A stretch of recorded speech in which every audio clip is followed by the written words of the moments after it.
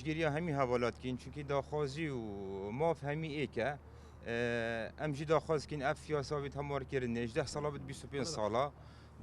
ماف امتیازات زندانی سیاسی بد دانه اگر هاتو حکومت یانجی وزارت دیو داخوازی زندانی سیاسی نهاد افریقی دیل برسینگمه خوپیشاندانه حتی ماف امتیازات زندانیا جبه جبی کی زوز سپاس ئێمە پشتگیری تەواوی ناوەند و نووسنگەکانمان دەکەین لە کوردستان وەکو زیندانیانی سیاسی زوڵمێکی زۆریان لێکراوە بەڕاستی ئەوەی جێگای نیگەرانیە زیاتر ئێمە بەڕاستی دەمەوێت من ئاماژە بۆ خواڵە بکەم ئێمە چەندین دیدار و چەندین یادەشنامەمانداتە وەزارەت و پەرلەمان و حکوومەتی کوردستان بە هیچ شێوەیە گوڵامی نووسراوەکانی ئێمە نادنەوە بەڕاستی زۆر بابەت هەبووە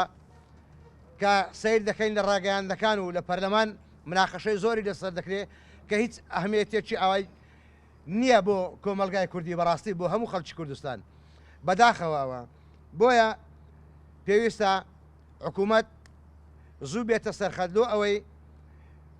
وەڵامی تەواوی داواکاریەکانی زیندانی سیاسەکان بداتەوە قاڵەشی گرنگ کێوەیە دەڵێ بۆ ماوەی 10 ساڵ زیندانی دەبێ من حەکەی وەرگری 10 ساڵ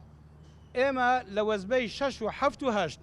10 ساڵ نەبووە ساڵێک و 4 ماگمان ماوە مەعاشەکانمان بڕاوە دەڵێن بوویتە پاشەکەوت پاشەکەت وا نابی پاشەکەوت ئەوە مازانێک کابراایەک مەعاشی 800,000 بی 200 لێ دەبڕن ئەوە پاشەکەفتەکەی بەڵام نەبووە مەعاشەکەت هەر لە سفرەوە لە هەمووی ببڕی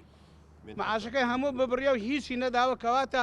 حکوومەت پابەندە ئەو مەعاشەمان بە زووترین کات بۆ بگەڕێنەوە داوا لە سەرۆکی ئەنجومەنی وەزیران دەکەم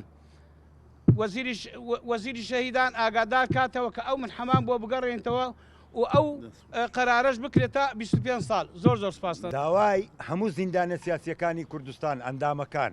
ئەوانەی موچای وەردەگرن ئەوانەی موچەشیان وەرناگرن ئەوانەی ناویشیان پشتڕاست نەکرایتەوە کە لێژ نەکەمانە بوو لە بەڕێوەبەرەتی کاروباری زیندانی سیاسیەکان ناوەکان پشتڕاست بکرێتەوە ئەوەشمان نەماوە زیندانە سیاسیەکانی هەرێمی کوردستان داوای خۆپشاندانی گشتی سەرتاسەری دەکەن لە بەردەم وەزارەتی شەهیدان مانیش دەگرن لە خواردن هەمیان زنجیر لە دەستی دەکەن دەویشیان دەبەستن خێمە شەر دەدەن لە پێش وەزارەتی